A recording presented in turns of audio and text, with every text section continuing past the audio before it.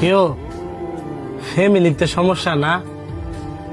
শুনো ভাই, ফ্যামিলিরই সমস্যা মৃত্যুর আগ পর্যন্ত থাকবো, তাই বললে এত ভাঙ্গা পড়লে হইব? তুমি যেন বসে কান্না করতেছ, এই প্রবাসের মাটিতে চোখের পানির কোনো মূল্য নাই। সবাই সবার কাজ নিয়ে ব্যস্ত, দেখার মতন কেউ নাই। এই প্রবাসের মাটিতে হাজারো কষ্ট বুকে চাপা দিয়ে রাখতে হবে, এখানে কেউ কারো কষ্টের ভাগ নেয় না। আর কত কষ্ট বুকে চাপাতে রাখবো? বউর কিছু দিলে মায়ের রাগ করে, মারে কিছু দিলে বউ রাগ করে। শুধু বোনের আবদার, ভাইয়ের আবদার, বাপের আবদার, এই আবদার নিয়ে রাত্রেবেলা ঘুমানো লাগে।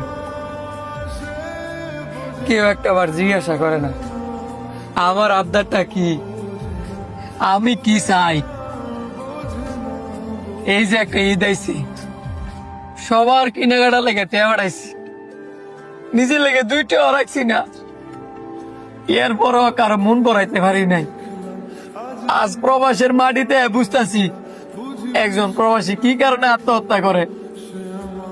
এই যে কাজের মধ্যে একটু ভুল এলে কুফিলে লাত্তি মারে, কষ্ট হইলে ওই কষ্ট সহ্য করে নিতাম পারি। এই যে বন্ধুরা কষ্ট দেয়, ওই কষ্ট সহ্য করে নিতাম পারি। এই যে আত্মীয় স্বজন কষ্ট দেয়, ওই কষ্ট সহ্য করে নিতাম পারি।